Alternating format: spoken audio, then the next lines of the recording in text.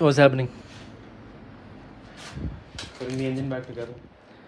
This is for the Jeep, right? Waiting on the head to come back from the machine shop. I should have it by tomorrow morning, most probably.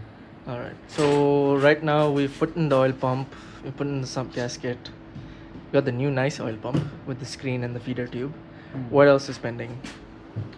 Valve seals, grinding down the valves, everything that's been taken care of by the machine shop, and then just assembly and put back in the car. Nice. Run it, and hopefully everything's okay. So the new cylinder head gasket is going in. We've also got new expansion plugs and a lot more parts to go in. Stay tuned.